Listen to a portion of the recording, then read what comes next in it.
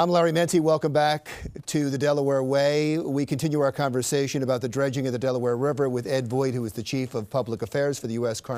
Army Corps of Engineers, and Anthony DePasquale, who is the Chief of Operations.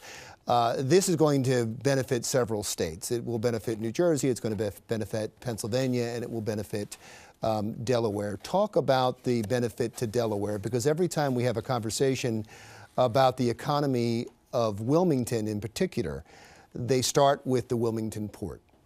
What do you see? What could happen with the Wilmington port because of your project?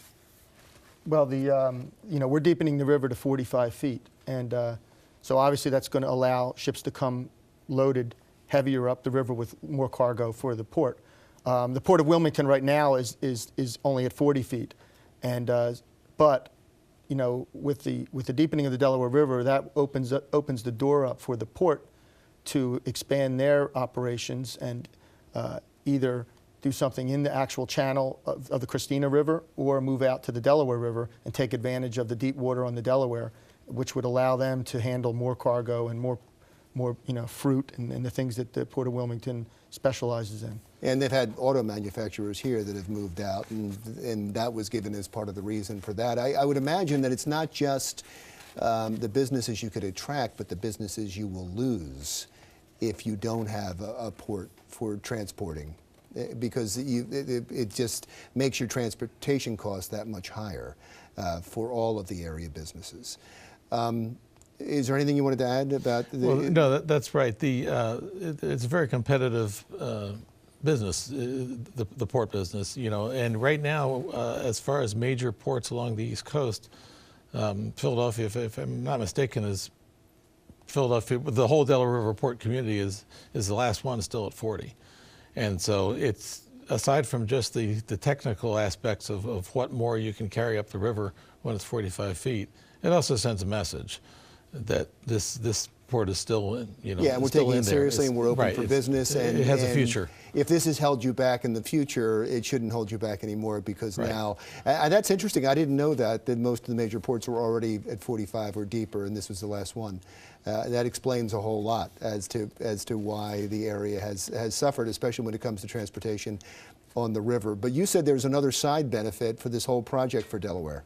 Right. Part of the project extends all the way to the Atlantic Ocean through the Delaware Bay. The channel goes all the way out to the sea. And the sand that we're removing from the channel in the Delaware Bay is going to be used beneficially at Broadkill Beach. We're going to replenish and put dunes, build dunes there, and widen that beach with about almost 2 million cubic yards of sand, similar to something you'd see at Rehoboth or Dewey or any of the Delaware beaches. And you've seen along the New Jersey beaches, for people that go there, they've been doing that replenishing project for a long time. How did that come about? You mean the Broadkill aspect? Well, as part of the project, when it was being developed, one of the pushes was to do something beneficial with the sand, not just place it in an upland disposal area and let it sit there. Use it where it could be used and where people would need it. So there was coordination early on with Delaware to locate some places where they would like to see it happen. Is this, just one final question, so is this exciting for you now, that this is happening?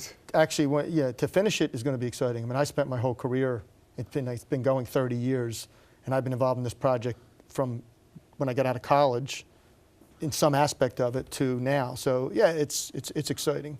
From our perspective, Ed's an engineer and so am I, and this is as exciting as it gets in dredging. But this is like the Super Bowl. Yeah, I mean, once we finish this, it's huge for the region. So, when it's finished, no one's going to know the difference. But without it, there would be a lot of negative impact to the region that people would feel. Well, I think even apart from the fact that this is dredging and we're civil engineers, just anybody who's ever done a job, spent a lot of time and effort on a job and gotten it started, usually wants to see it finished. Right, and now it looks like at least you do have the goal line in sight, and you are going to finish pretty soon. Well, good luck to you. Thanks for what you're doing, and I know it's going to be important to the area. I really appreciate you being here.